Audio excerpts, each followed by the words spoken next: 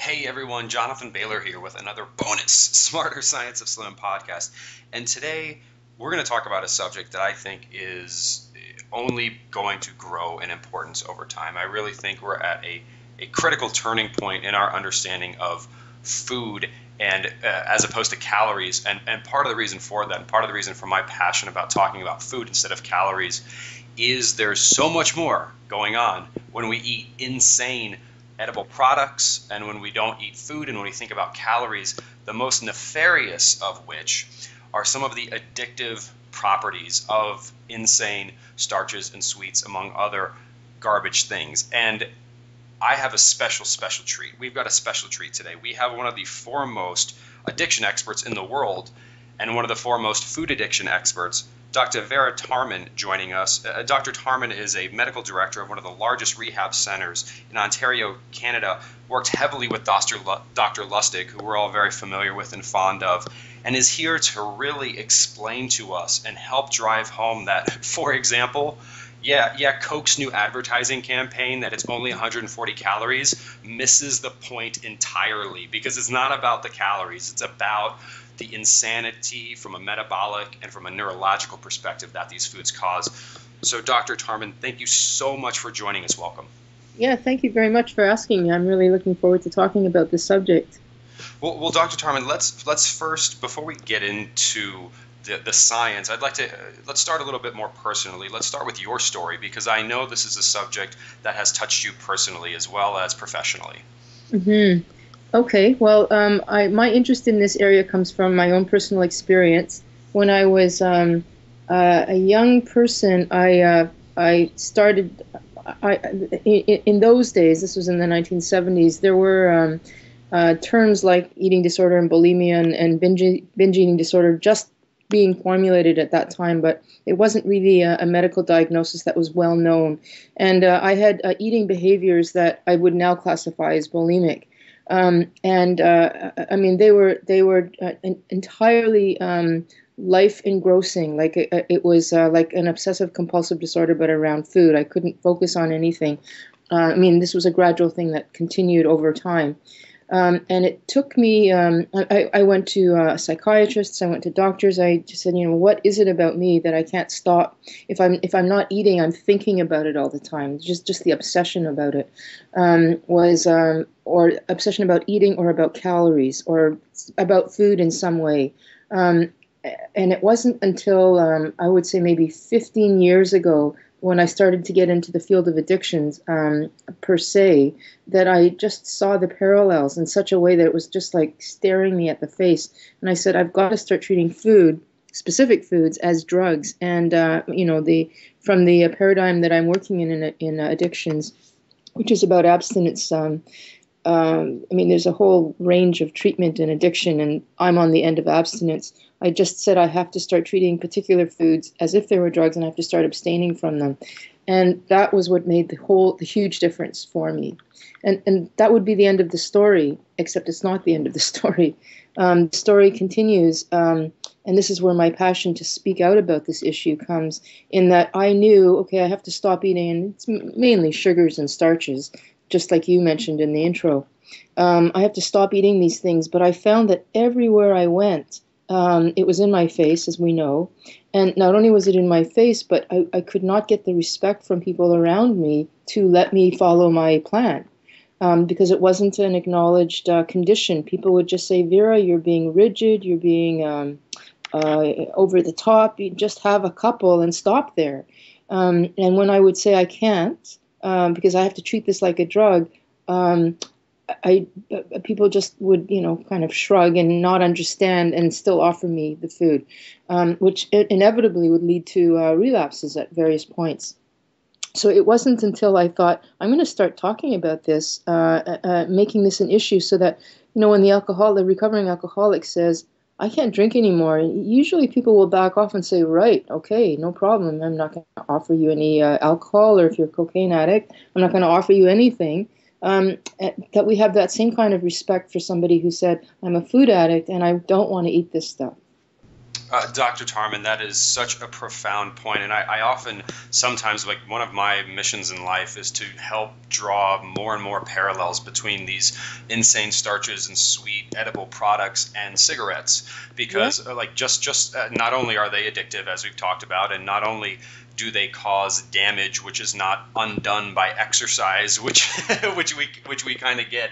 But for example, it is now appropriate in society if someone says, "Hey, would you like a cigarette?" and you say, "No, I don't smoke." No one is thinking you're being like, "Oh, I'm better than you," and they don't pass judgment on you. But if someone brings cupcakes to work and you say, "I'm okay, thank you," they're like, "Oh, you're too good for me," or "too good for this," and that's so frustrating, isn't it? Yeah, it sure is. Or they'll say something like, "Well, I made it just for you because it's your birthday," and then there's the whole guilt trip.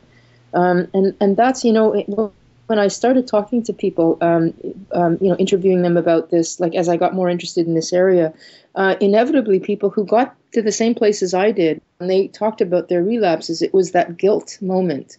Or other people who would say, "I can't say no to my grandmother. She's Italian and she wants to make me pasta. How can I say no to that?" That's the piece where it's really hard for people. Well, and it sounds like there's almost two things we need to do here. One is we need to equip ourselves with strategies to help deal with these insane and addictive starches and sweets. But the other is, like you're saying, and like you're doing with your wonderful work, is to drive awareness to people that these foods truly are addictive. And that's not even controversial at this point. I mean, that's been demonstrated over and over and over again. Can you talk a little bit about the similarities between other opiate type drugs, cocaine, morphine, and the sugar and starch ingestion? Okay. Well, there's two ways to answer that question. There's the sort of the biochemical way, and then there's the clinical way. And we're seeing more and more in the literature. I mean, you must be aware that there's a new book that's just come out. Well, there's Dr. Lustig's book, which is fabulous, by the way, called Fat Chance. And he talks about, along with the food industry, he does talk about the biochemistry of addiction. And then now there's another one that's just come out, like in this last week or two or last month, called Fat, Sugar, Salt. Something Michael Moss's book, I believe. Yes, I'm actually reading it right now, and I'm loving it. And he also covers the biochemistry. So you're right that this is now becoming almost not contested. But from the neurochemical point of view, I mean, everything that we take that makes us feel good does translate to the same neurochemicals. So whether it's alcohol or cocaine or sugar, the brain doesn't actually know that it's one of those things. It can actually be gambling or sex, internet addiction. It doesn't actually know what that is. It just reads, "Oh, I'm getting more dopamine, or I'm getting more endorphins, or I'm getting more serotonin, and I'm getting a lot of it, and I like that." And that's the addictive pull right there. It doesn't really matter. Many roads lead to Rome, and one of those roads happens to be sugar. And that sugar, I mean, I think that it's pretty well known, like you said, that rats will choose not only sugar over cocaine, they'll even choose the concept of sweet, in other words, saccharin, like a sweetener over cocaine. The rat brain doesn't know, well, this is sugar, this is saccharin, this is cocaine. It just knows extra dopamine. And Dr. Tarman, I think the key distinction that individuals need to understand is this is not, even in your experience, it's not that because there is food that is pleasurable and non-addictive. So we're not describing here, because I want to get into what I call the myth of moderation, and that you cover in your work about, well, everything in moderation is fine. Like, we don't actually say like just cigarettes in moderation are fine. Like we don't say cocaine in moderation is fine. No. But we'll get to that in a moment. But can you talk a little bit about, so it's not all foods, it's just primarily starches and sweets, and why is that? Well, I mean, it's basically refined foods. So, I mean, that can even be orange juice as opposed to oranges. I mean, I really like the sort of real food movement, because you can eat sugar if it's in a tart apple, one of those Granny Smith apples that are really tart. But when we're talking about a candy bar, that doesn't grow on a tree. That's a refined product. In the same way as, you can eat a grape, even a fermented grape, and you might feel a bit, I don't know, if you have enough of them, a bit of a buzz. But what we do with alcohol is we make a refined process by, first of all, I can't remember anymore, distilling it and doing all sorts of other things to it, fermenting it and then distilling it so that it becomes this potent substance, which is not natural per se. And it's the same with sugar. Like if you could certainly eat honey, but you'd have to, if we thought about how could you eat honey safely, you could eat honey safely if you had to stick your hand in the beehive and grab the honey yourself. And Yeah, yeah. how much are you going to have? A drop if you're lucky. Sure, that's probably fine. But when we talk about moderation, usually people are saying moderation of refined products, and that's not moderation anymore. It's gone beyond what our brain is equipped to handle. Like we can handle a certain amount of euphoria, like when you're really hungry, you really want to have some Brussels sprouts. And then at a certain point when you're full, the reward factor of that, we have natural ebbs and flows in our brain, in the limbic system reward center of our brain, that says, okay, this isn't so tasty anymore, stop. Like, or like water, you're really thirsty, a cold glass of water is delicious, and then when you've had enough water, you don't want any more because the pain and the discomfort of water, of having too much water, grows, and the pleasure factor of having so much water decreases. And that would be the same with an orange. How many strawberries can a person eat? I mean, maybe the first time they come out, yes, like on day one of summer. But after that, at a certain point, we would naturally regulate. But when you don't naturally regulate anymore, there's usually something refined, something that's happened that's overpowered our ability to say yes and no and essentially do moderation. And Vera, that's such a key point because you mentioned this concept of we're designed to automatically regulate, and that is really central to my work as well, right? I mean, a body is designed to, just like we maintain a homeostatic balance of sodium in our bloodstream, and we all learn this in high school biology, that biological organisms are homeostatically regulating systems. Otherwise, they would spend all their time consciously trying to regulate their basic biological functions and would get eaten. So. And I'm really glad that you're using that term homeostasis, because that's exactly what it is. And addiction is really anything that has overpowered our natural homeostasis. Mm-hmm. And so it can be behavior, it can be food, it can be anything. And when we talk about this homeostatic system, what you mentioned about like reaching in the beehive and that honeycomb, that system evolved in an environment and was designed to maintain homeostasis given that environment. So that's why we generally don't see, correct me if I'm wrong, we generally don't see people becoming addicted to starches and sweets via fruits or via wheat off the stalk. But when you take it and when you concentrate it down, just like when you take cocaine and turn it into this powerful, potent substance. Exactly. Yeah. I mean, cocaine, if we were still just eating cocoa leaves, I mean, I would think that there's some people who are maybe more sensitive than others and may be more quickly addicted than somebody else, but probably a lot of us could do that. But it's been refined in such a way that it's overpowered, it's basically hijacked our homeostatic system. And Dr. Tarman, one thing that really bothers me, and I'd be curious to get your thoughts on how we can stem this, because a lot of this has to come from societal change, just like we've seen with smoking. Like, it's not acceptable to smoke next to a child. Like, people just would say, I'm sorry, sir or ma'am, can you please put that cigarette out? Like, there's a 3-year-old sitting next to you. That's probably not a good call. But for example, we still have advertisements which say things like, once you pop, you can't stop. And there's always room for X. And treat yourself. And imagine those same things. And like, let's not go so far as to make an analogy to cocaine, because maybe I think that's valid. Some people may not. But smoking, right? Because smoking 100 years ago, there was doctors on television saying smoking's fine for you. We don't say smoke in moderation. We say smoking is bad for you, so the extent you can avoid it, you can. And we don't say, oh, it's just a special treat. How do we help people see that once you pop, you can't stop is actually somewhat sick? What do you think?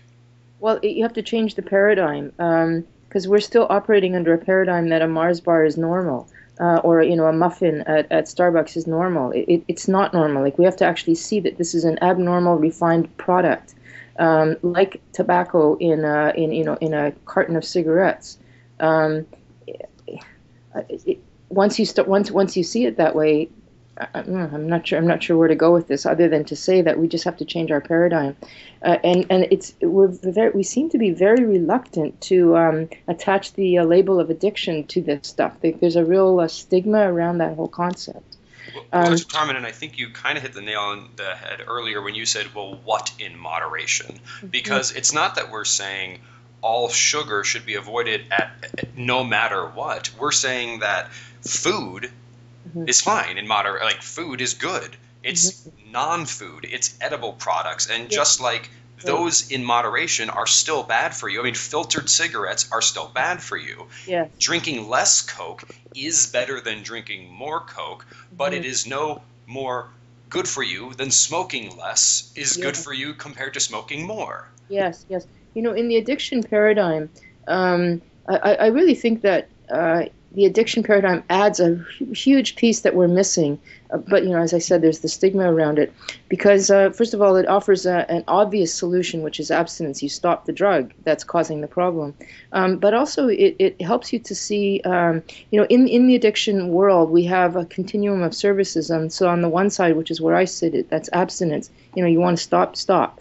I mean, it's obviously not that easy, but that's the end solution.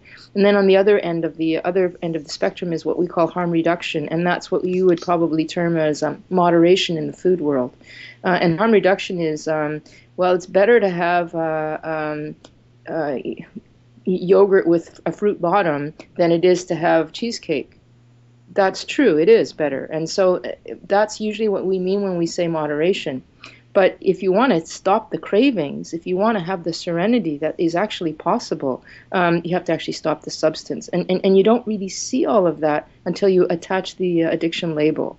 Oh, absolutely. Well, and I think it's just it's also it's so critical to have this understanding that food is I'm sorry, let me not, because food is not what we're talking about here isn't actually food. No, When we ingest things, there's so much more than when we think edible products. Like when we think food / edible products, we tend to, our society takes this reductionist theory and just says it's about calories. But like, for example, we know that's not true with when we inhale a gas. Like, we understand that inhaling air that has pollution in it is bad, and we understand that inhaling a car exhaust is not the same as inhaling regular air. It's not like breathing is breathing and air is air. We get that.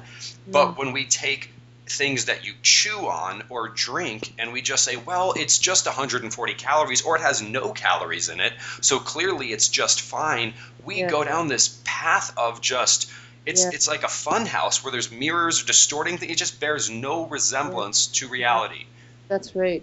Well, yeah, absolutely, because the calorie, I mean, first of all, it's only looking at one of the side effects, which is obesity and weight gain, but it doesn't touch the whole mental obsessional process. I mean, there's a lot of people who are food addicts that are they might only be somewhat overweight or actually normal weight or even underweight. And it doesn't touch that either. I mean, you can be a food addict and be so focused on calorie counting that your weight is normal. But if that's all you're doing is thinking about food and calories, which was my story, that's no way to live. It just isn't. I mean, that we would call that a dry drunk in my paradigm. Well, and Dr. Tarman, there's no question that these insane processed starches and sweeteners are addictive. That's been demonstrated clinically, it's been demonstrated in practically, and we've all experienced some level of it. But what now can we do as individuals to help free ourselves if we suffer from this addiction, or if we know others who suffer from it? Well, I mean, I'm just thinking. Okay, what the most obvious thing is to try to identify what the trigger food is and stop eating it. And 99.9%, I would like to say 100%, but truthfully, I don't know everything. I'm going to say sugar is top on the list. And of course, refined starches, which are sugar in 10 minutes, according to the glycemic index. Though you would have to stop those. I mean, abstain from those. And that's not something people want to hear. It's a very hard thing to do for at least a couple of weeks. It's a very hard thing to do. So that would be my first suggestion. And it is, I'm going to be the first to say it, it's not easy to do. And not only is it not easy to do, but I think it's also fair to say you will go through withdrawal. Literally, you will, for 21 to 28 days, maybe a little bit shorter depending on the severity, you may have headaches, you may have trouble sleeping, because you are literally going through withdrawal. And while that can be seen, I mean, certainly no one enjoys that experience, but if you want to prove to yourself just how addictive these things are, it doesn't take anything more than trying to give them up, and you will prove to yourself that they're addictive. I mean, one of the things to show you how addictive it is just the craving itself, the obsessional thinking about it itself. And what happens with addiction, and again, if you use the paradigm, this becomes so obvious. One of the things that a person does when they're in a craving addictive mode is any kind of rationale sounds perfectly normal. Like okay, I'm just going to have the big sugar crash or party today because tomorrow I'm going to stop. And then if you do stop the next day, well, you'll find some other rationale, some other justification to have it again the next day, and it's going to feel totally rational and normal and reasonable at the time. And that's very typical of addictive thinking. Well, and Vera, so one of the other things I want to try to equip our readers with, and I would even appreciate this from my own personal experience, because I still to this day experience the following, and it's the social pressures. And I don't think it's unique. It exists for any addictive substance, right? I mean, if you're around a group of individuals and you choose not to drink alcohol and they're all drinking alcohol, they're going to be like, well, why don't you drink? Or come on, just have a drink. It's going to be fun. What can we do in our workplace or in our social setting when someone is attempting to be kind in their own way, but is offering us one of these addictive substances? How would you recommend we handle that?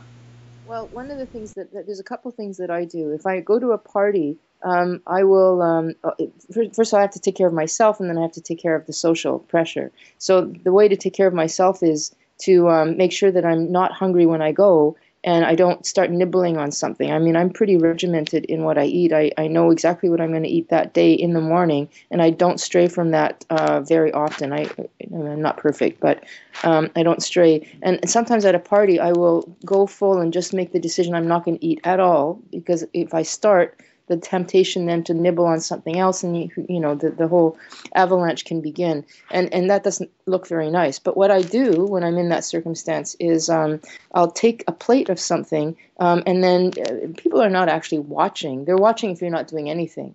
I'll take a plate of something and then just casually put it to my side and say to whoever it is that I'm eating with, I'm going to have this a little bit later. I mean, I'll just frankly lie, or whatever. And then later, nobody's noticing because they're on to doing something else, and then I just put it away. Well, that's a brilliant strategy. That actually reminds me of, so I personally don't drink alcohol. It's not because I think it's evil or bad. It's just never something that I got into, and I'm old enough now where I'm like, well, I've gone this long, might as well keep it up. But when I was in social settings, I would always have a glass of something. Because you don't want to be the person saying, no, let me get you something. But what you're saying is also, well, have something. If you're in a situation where everyone's got some hors d'oeuvres, get something so you're not the odd person out. That's right. So I might have something that I am willing to eat, or I'll have something in my hand and then I just put it aside. But my most common thing is when people they've actually made me something, is I'll say, thank you, I'm going to have that later. And that's usually good enough, because people don't. It's obviously it's the acknowledgement of what they've done, and I've given them that acknowledgement, as long as they don't see that I'm throwing it away. And I appreciate that is lying. It's not being totally rigorously honest, but it's under the circumstances, it's the lesser of the two evils. Oh, absolutely, absolutely. Well, and Dr. Tarman, I want to switch back quickly to a few clinical examples and a little bit of science, because I think if people are hearing this, they again might just be thinking in the back of their head, very reasonably, because of the way we've been conditioned by society, like, okay, come on, Jonathan and Dr. Tarman, like, just Moderation, because we've heard that so much, right? So let's go back to some clinical examples, because you have clinical examples of a substitution phenomena of alcohol or cocaine to Yep. sugar and then relapse back. Can you Yep. talk to that a little bit? Well, the reason, I mean, I wanted to speak out about this publicly because of my own personal experience. And then when I started working in addictions, like exclusively addictions, and started to see this on a regular, daily basis with men and women, it just felt like this is just negligence to not say something. And I think it's frankly it's negligence to offer. Sugar to somebody who's trying to quit alcohol or something like that, which unfortunately happens all the time. But what I would see is people. So I'll give an example of somebody that was a cocaine addict, went into treatment, got off of cocaine, and then within the period of, I'm not sure, about 5 years or something like that, had gained like 80 pounds. And came to me and said, this is just not acceptable. And by the way, women will not let it go that long, some of them anyway. And I've had people say to me, you know what, if it's this versus my cocaine or crack use, I'm sorry, I'm going back to my drug of choice. And I've seen people do that. But I want to just give you this story. This is a fellow who gained about 80 pounds, and I was doing a talk on food addiction. So he said, "Okay, I'm going to follow your thing." And he listened more and more and more. And I think at some point there came that moment when he thought, "Yes, I have to quit sugar." And he literally had a panic attack. And he came up to me later and he said, "If you're telling me I have to stop tonight," because he had a pattern of going, watching TV late at night and having chips or whatever it is that he had, that I can't do that tonight. I am fearful that I will relapse on my cocaine again. And he actually left in a sort of semi-panic attack. And so I thought, okay, well, I've lost him. But a number of months later, his partner emailed me and said, he really took it in, and he's okay. He's actually stopped both now. I mean, he didn't go back to the cocaine because he kept eating, but he finally got around to it and stopped, and was able to stop both of them. And I think he's doing quite well. But he's unusual. More people will either stick with the food and get, I'm sorry to say it, but more obese, or they'll just go back to drinking or using a drug. It's very common. It's just a replacement of one addictive substance for another. Yes, because what I have people say, and I mean, because I know to ask the questions now, I do. Whenever I talk about the drug addiction in my classes with my patients, I'll say to them, how many of you are eating 3 or 4 chocolate bars a day before you didn't even have a sweet tooth, but now you do? And I would say half of the guys will put up their hand. And you can certainly see people just eating way more. And then they say, I can't believe I'm eating this much. I didn't eat this much before. And, it's not just because they're off the drug and they're now, getting their nutrition back. It's because they're substituting a drug. Because they say, I'm thinking about it all the time. I'm obsessing. I wish I could stop it. I can't. I'm full, but I'm still eating. Exactly. Well, and that's the big thing there, is that difference between feeling full and feeling satisfied. And when the only way you can feel satisfied is by administering yourself with a deadly addictive substance, that's no way to live. No, it just makes the itch bigger. You're scratching and the itch just gets bigger. That's really another definition of addiction as far as I'm concerned. Absolutely. Well, Dr. Tarman, what are your thoughts? So again, we're not saying avoid all food. We're not saying all food is addictive at all. In fact, the right kinds of foods are probably the best antidote to this, because if you can just enjoy a lot of real, whole, nutrient-rich foods, your mouth will be too full to put anything in it, for lack of better terms. I don't know if you've had this experience, Jonathan. I bet you have, but where you've had nutritionists say to you, you have to do moderation and you can't be so restrictive about your food because it's just going to induce a further eating disorder. I mean, have you had them say that to you? Oh, absolutely. It's this myth of moderation where anything, if you try to avoid anything processed, it's thought of as almost like being neurotic. Exactly. Or in the eating disorder term, it's pathological and it's possibly even anorexic-like behavior. But I want to say that eating proper food, your calories are I mean, this is not about calorie restriction by any means. This is about calorie choosing. Choosing what you're eating specifically, not cutting down on food at all. When you follow this kind of diet, not only will you lose weight if you've been eating sugar all the time. But you will not be hungry, and the bonus is you won't have the cravings anymore. I mean, this is actually what we call food serenity, if you can get over on the other side. Oh, absolutely, Dr. Tarman. I mean, that's the one of the subtitle of my first book is Eat More and Exercise Less, but do that smarter. And that's really what we're talking about here. Is it's the opposite of being neurotic. It's being selective. And this might be a stretch from an analogy perspective, but if you had an individual who was in a loving monogamous relationship, you would not say, well, you're just being neurotic about being selective of who you're intimate with. Yeah, that's a good way to put it. That's very apt. I like that. And not at all. Or someone who doesn't smoke. Well, you're being neurotic about what you inhale into your body. Like, why don't you just huff this, aerosol container? It's just a little bit, but it's because there's been so, like, again, what our definition of food has changed so much that it's like you've eliminated 90% of the grocery store. That's true. 90% of the grocery store isn't food. That's not neurotic. That's common sense. Yes. And that's where the latest two books are very informative. Now, you're right. Now, we're talking about vegetables. We're talking about proteins. We're talking about fruits, but not the fruits that have been engineered to be, huge and potently sweet. But we're talking about basically real foods, the stuff that's on the outside of the aisles. Exactly. And Dr. Tarman, if you enjoy the taste of sweet, again, we're also, correct me if I'm wrong, we're not saying you can't ever eat anything sweet. There's low fructose fruits. And what are your thoughts about natural lower caloric sweeteners or non-caloric sweeteners such as like a stevia or a xylitol or an erythritol or things like that?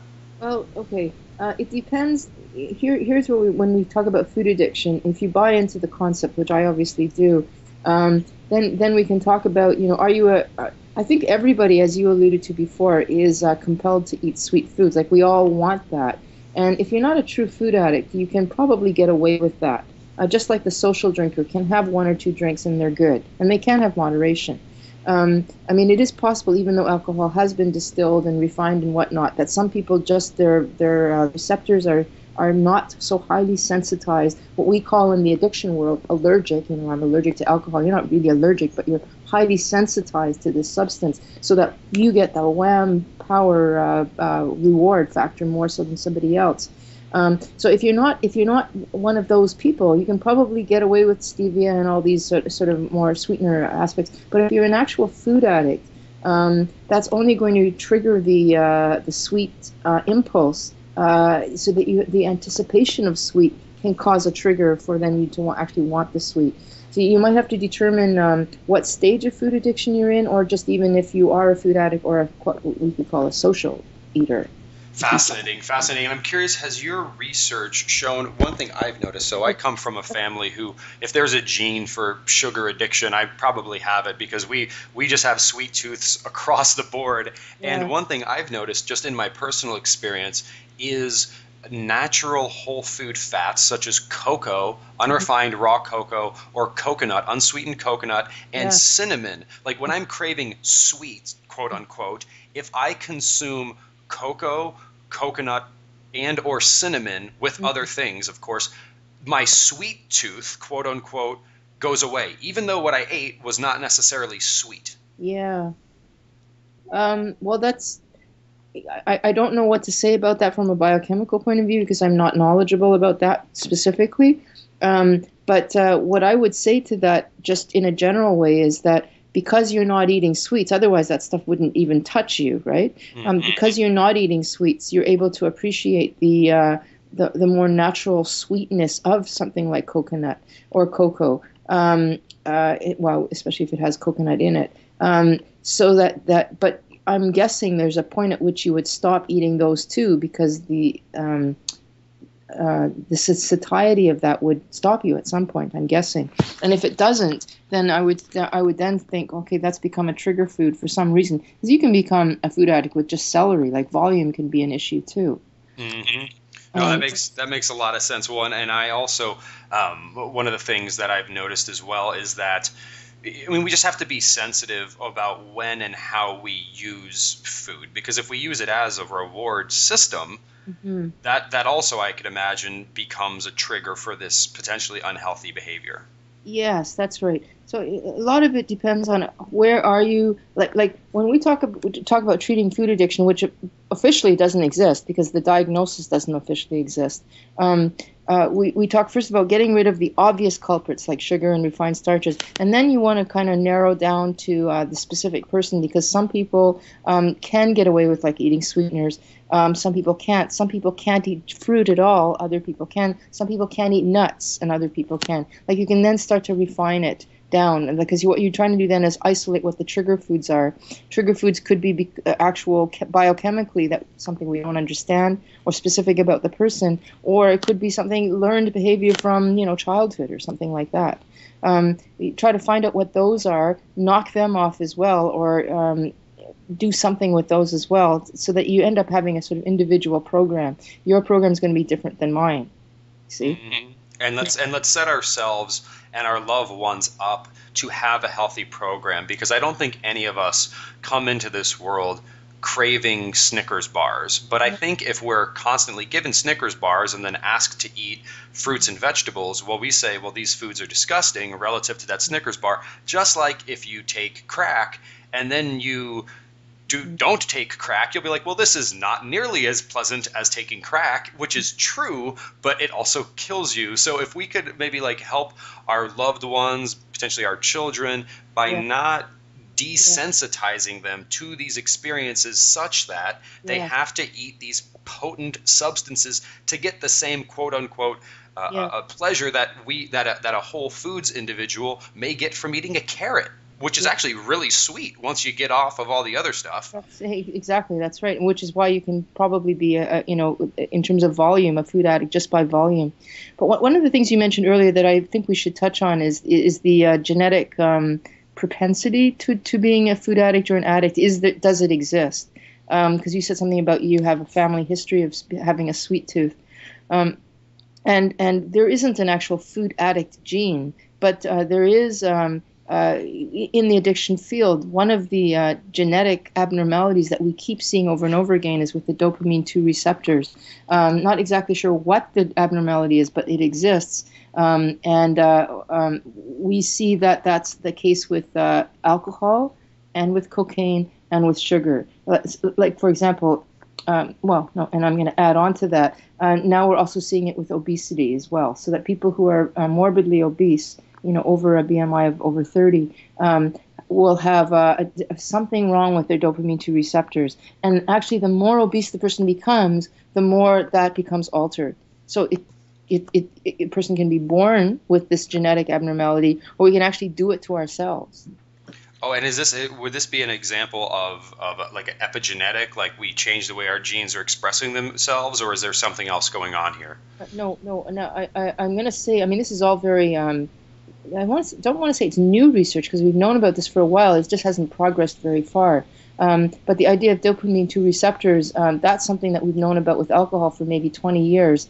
With obesity, I think that's sort of in the last 5 or 10 years.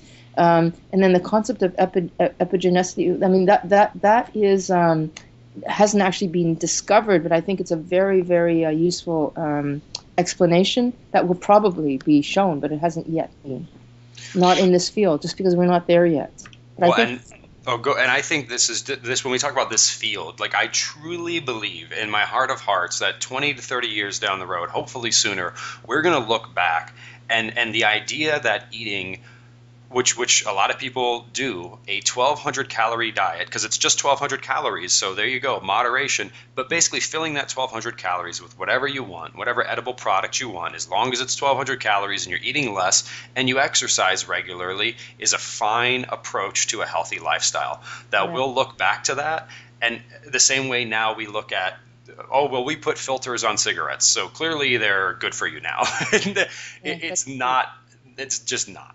Yeah, yeah. Well, it certainly doesn't speak to any of the mental. I mean, here's the other thing that happens when people are eating addictively is their mood becomes immensely unstable. And I mean, look at the whole depression epidemic that we have. I mean, everybody and their grandmother's on antidepressants, which, by the way, only makes your cravings worse, sugar cravings worse. I mean, the whole phenomenon of bipolar disorder. I mean, it's being diagnosed left, right, and center in the addictions field. I'd say 60 to 70% of people have that diagnosis along with their addiction. And how much of that is actually real? Maybe a lot of it, but I wouldn't be surprised if a fair amount of that is just coming off of the drug, including sugar or introducing yet another drug, sugar. I mean, it really does a number on our mood. You know, Yeah. the up and the down and the Well, very I, bipolar. I don't even think we understand at this point what, like, normal. We've already agreed that the definition of normal food has Hmm. gone out the window. What's normal? But also normal mood Yes, has yeah, potentially gone out the window. it sure has. Yeah. And people, I just think I would just encourage all of our listeners, like, if you haven't tried to give yourself the gift of this dietary or nutritional serenity, as Dr. Tarman called it, which again, like, if someone's going to come at you and be like, oh, moderation, blah blah blah blah blah. I mean, yes, that's one way to pitch it, and it's a great marketing approach, because then you can sell anything to anyone as long as you make the serving size small enough and call it a snack pack. Yes. But if we let's talk, I love what you said. Let's call it nutritional and body image and mood serenity, Yeah. meaning that you don't even think about this anyway. You can spend your time and energy living your life Hmm. rather than thinking about what you're going to put into your mouth next. It doesn't mean you don't enjoy food. Just Yeah. like, imagine you meet the person of your dreams. It's not that, like, oh, now it's so sad because you don't get to go on dates and have multiple partners. It's, you've achieved your bliss. You've achieved serenity. You found your perfect match, and now you can move on and walk and dance together throughout life. What if you could have that relationship with what you eat? And that's Yeah. what we're talking about here. Yeah, exactly. I mean, it doesn't mean that you're not going to think about food. It's a natural thing when you're hungry to think about food. And since we're advocating a diet where you're not hungry, if you're not hungry, you're not going to be thinking about food. And if you're not addicted, you're not going to be thinking about food until it's time to eat. And then you'll think about food and you'll eat, and it's all good. And you'll enjoy it immensely, because if you haven't eaten real food recently, real food actually does taste really good. So, Yeah, that's right. well, Dr. Tarman, thank you so much for joining us. This is literally life-changing information. And folks, if you want to get more information, which I would highly encourage you to do, please check out Dr. Tarman's work, which can be found at addictionsunplugged.com. Again, that's addictionsunplugged.com. And she also has a wonderful DVD, because in the Netflix age, sometimes we all like to kick back and watch a little bit. It's called Dangerous Liaisons, Comfort and Food. Both highly recommended. Again, that's Addictions Unplugged, Dangerous Liaisons, Comfort and Food. The woman and the life-changing researcher and clinician in my book, Dr. Vera Tarman, thank you so much for joining us. Well, thank you very much. Well, listeners, I hope you enjoyed that. And please, please remember this week, as we talked about with Dr. Tarman today, eat more, but do that smarter. And also exercise less, but do that smarter. Talk to you soon.